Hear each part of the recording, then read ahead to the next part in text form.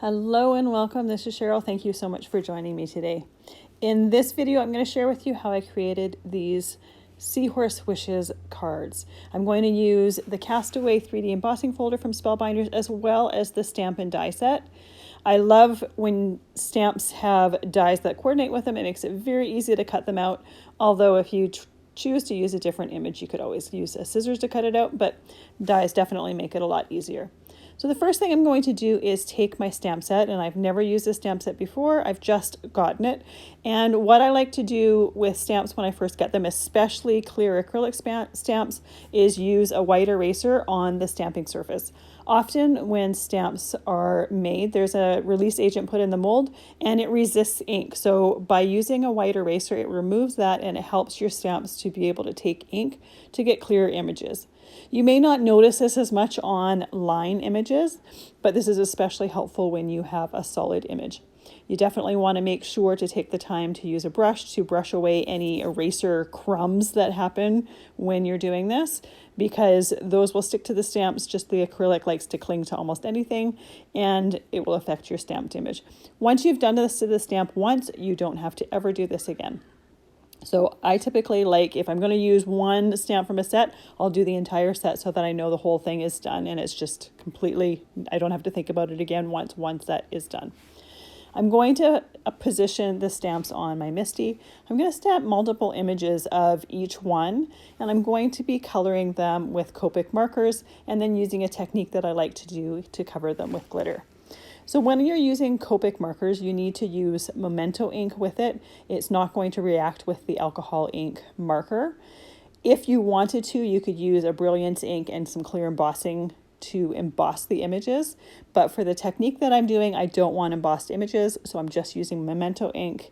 And I'm going to make sure that that ink is nice and dry before I go and start coloring. I'm going to stamp all of my images first, and then I'm going to color at once.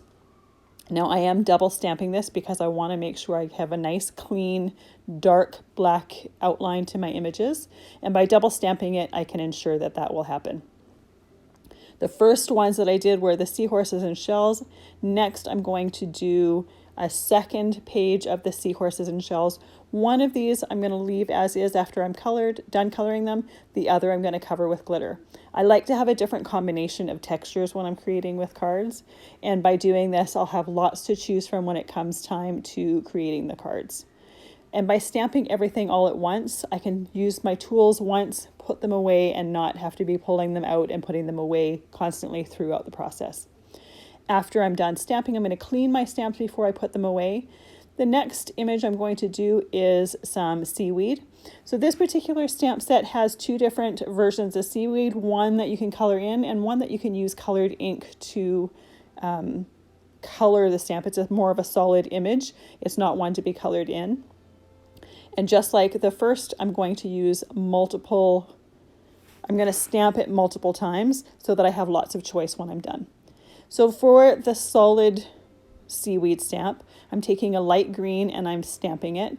Now, it's not going to stamp completely solid, but I like that because I want to make sure to have a little bit of variation. When you see seaweed, it doesn't always completely have all one color. I'm taking that stamp and I'm putting some dark ink on the bottom and then using a blending brush to brush it out and soften that edge. Once I'm onto the coloring stage, I have two colors of green here that I'm using. I'm doing the first layer with my light green, and then I'm going to go in and do my darker areas with the darker green. Typically those will be when a piece goes behind something else or at the base of a leaf. And then I'm going to go back over with my light color and I'm going to blend that all in. I'll have all the colors that I'm using listed down in the description below. So if there's colors that you're wondering about, you'll find that information there. I am only using two colors to blend in the seaweed, and also for the shells. You can use between 2 and 4 colors when you're doing blending. The more colors you use, the more differences you're going to get between the shadows and the highlights. Because these images are so small, I just chose to keep it fairly simple. I am using 3 colors for the seahorse. I've got 3 different purples here that I'm using. For the shells, for the most part, I'm just using 2 colors. Could have used a third color, but I'm trying to keep it as simple as possible. So I did my first base coat with the lightest color for my seahorse. Now I am going along the back, along areas that would have some shadow, and I'm doing the middle purple color. After that, I will take the darker one and put it where I want the shadow to be the darkest. Then I go to the medium color, and then I go back over to the light color. So the process when you're blending Copics is light, medium, dark, medium, light. And that way you'll get a nice blend. Copics will stay wet for a slight while they're drying, and you'll have the ink continue to blend while that ink is drying. So even when you're coloring, if the blend is not completely perfect, once it dries, it's probably going to be perfect or great. If by chance it's dried and you don't necessarily love how it blended out, you can always go back in and darken some shadows or blend a little bit more.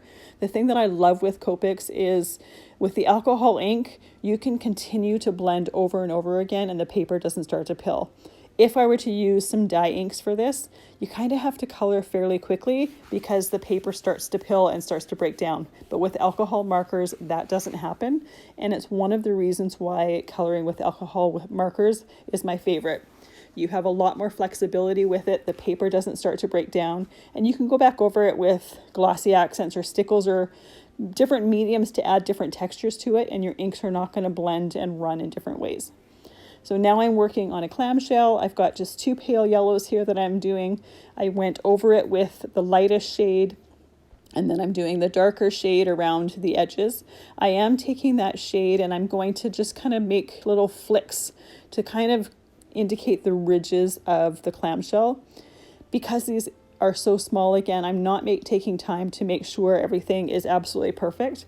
I'm going to cluster all of these in a bundle on my card, so you're not going to see a lot of fine detail to it.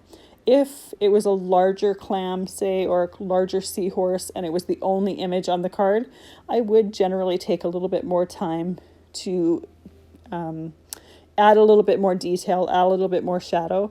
But because these are so tiny, I don't think that will be noticed.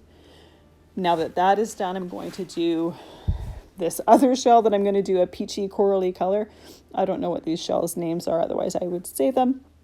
Once again, doing the lightest color. I'm doing my shadow towards the bottom, basically where the light doesn't hit it.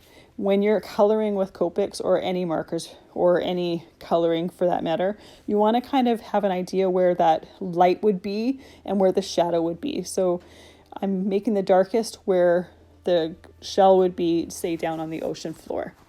The last shell here are these other shells that I'm coloring blue. Once again, I don't know my shell names other than clams. I'm doing, again, my darkest color where I want it to be down on the ocean floor. I think when I created the cards, I changed it a little bit. After I'm done coloring, I'm going to let that dry for a little bit. To cover one of the images or one of the sheets of images with glitter, I'm taking some Sukwang tape, which is a nice strong double-sided tape, and I'm covering that entire piece with that double-sided tape. It sticks really, really well, and once I have that tape on there, I'm going to put some transparent glitter. By covering it completely with glitter, I can then die cut the whole piece and I'll have fully covered glitter images. I could also take Stickles and cover them with Stickles, but you wouldn't get as nice of an finish afterwards. You'd have a little bit more ridges from the glitter glue. It would be a little bit more dimensional. It would be a little bit thicker and a little bit rougher. This tends to be a lot smoother and it's a lot more sparkly. Once I have the glitter on there, I take a little piece of that backing and I burnish that glitter. It kind of flattens it down, but it makes it a lot more sparkly, and then you won't have glitter pieces coming off of your glitter die cuts. To prep my seaweed, I'm taking some Glossy Accents. I have it in a bottle that has a really fine tip, and I'm going to cover it completely with some Glossy Accents. Normally, when I'm using Glossy Accents on something, I will make sure that I have everything completely covered in or colored in, and it's all nice and smooth. Because seaweed tends to be a little bit thicker in some areas, thinner in some areas, it's a little bit more natural to not have it completely covered. So I'm just making sure to have the outline covered, and then I'm coloring it in really, really quickly. I don't want it completely filled in, and then you're going to let it dry completely. Before putting your glossy accents away, take a moment to tap it on your desk and kind of squeeze it. Make sure anything that is in that spout gets taken out so you don't have any clogs next time you go to use it. After I am done waiting for my glossy accents to dry, I put that to the side. I'm taking some Distress Oxide inks and I'm putting it on an embossing folder. This is the Castaway embossing folder. It's got a nice fishnet to it, which is going to make a really interesting background for my cards. To create my embossed background, I'm using 2 different colors of Distress Oxide ink. I am inking directly on my embossing folder, and then I'm using a rubber brayer to blend that ink out. When I first experimented with this, I actually used 3 different colors of Distress ink, but I found that for the size that I needed for the card, you weren't going to see all 3 colors anyways. I am taking a brayer that is not a hard brayer. A hard brayer tends not to really blend the ink out on this. I am dampening my paper with some spray. I just missed it a few times with my Distress sprayer, and then I put it through my Big Shot machine. With these 3D Spellbinders embossing folders, I need a little bit of cardstock shim, so I have some cardstock shims that I just leave with my Spellbinders embossing folders, and I just use them for those. If you have a different machine than I have, test and see what you need for your sandwich. I just found that it was needed for mine. Before die cutting my pieces, I like to use some die tape and tape them in place to make sure that they don't move in my die cutting machine. That way I can put several different things on my cutting plate at the same time and be a little bit more efficient with my cutting. Because I have a lot of images here, there's a lot of things to die cut if I were to do it one at a time. Before gluing my embossed background onto the card, I'm going to cut it down to 4 inches by 5 1/4. And then I wasn't sure if I wanted to leave the net part the stark white or if I wanted to ink it. So the solution was to do one with inked surface and one leaving it white. I actually really like how the Distress ink kind of colored it. It just made it a little bit more natural looking, but it's not absolutely necessary, and you can choose if you want to do that or not. Once I have that inked, I'm going to glue it down to my card base, and then I like to put an acrylic block on there just to hold everything in place while the glue is drying. While that acrylic block was on there, it was the perfect opportunity to kind of lay out my die cut pieces just to see where I wanted everything to go. I'm doing one with a glittered seahorse on the front and one with a plain seahorse on the front. That way I get to utilize as many die cut pieces as I want. The extras can be saved for a future project, but I'm actually going to use them with this one. You'll see in a minute for what. I'm going to glue my pieces from the back to the front, and I don't necessarily put the glue all the way out to the edges. Because of the nature of these particular die cuts, I didn't think it was necessary, but I am putting a heavy amount of glue because I am gluing on the 3-dimensional part, the embossed part of that background. I want to make sure that I've got some good coverage with my glue. Once I have all these pieces down, I am going to put that acrylic block back on top just to hold everything in place and hold it down while it is drying. And then I'm going to repeat the same thing on the second card. Now that those card fronts are completely dry, I decided to put some inserts on the card. Now, this particular stamp set happens to have some oceany verses, so I have those on an insert piece for the inside of the card. And one technique that I like to do to pretend to have extra layers and not actually have extra layers is use the chisel end of a Copic marker around the edges of my cardstock. It gives the look of matting, but there's no extra layers in there. So the card stays really light, making it nice and light for mailing. Those extra die cuts that I have left over, I'm just going to use them on the inside of the card just to kind of coordinate with the card front. Obviously, this is not absolutely necessary. They could be saved for a different card, but why not? Once those pieces are dry, I'm using some black enamel accents for the seahorse eye. And then the seahorse that I have that is not already glittered, I'm just putting a little bit of Stickles along its back, just to add a little bit of sparkle. I have to wait for those enamel accents to completely dry anyways, so might as well add a little bit of shimmer to that. On the card that has the glittered seahorse, I put a little bit of those Stickles on one of the seashells.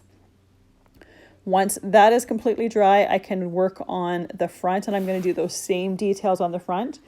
Definitely need to make sure that those insides are dry before working on the front. I'm not sure if that came across in the video that I waited for them to dry. It kind of looked like I did it immediately, but I didn't. I waited for those to completely dry. Otherwise, you're going to have a card that is glued together on the inside, and that's not going to work. Once those pieces are stickled and enamel accented on the front, leave those to dry completely as well. And I actually ended up leaving them overnight before they were completely done. I could have taken that sentiment and put it somewhere on the front of the card, but I thought it was a little bit more suitable on the inside there. So you'll see now we have a card front that's got lots of texture and dimension between the glitter die cuts and the glossy accents and the embossed background. So which is your favorite background, the one with the inked net or the one that's not? Thank you so much for joining me today. Have a great day.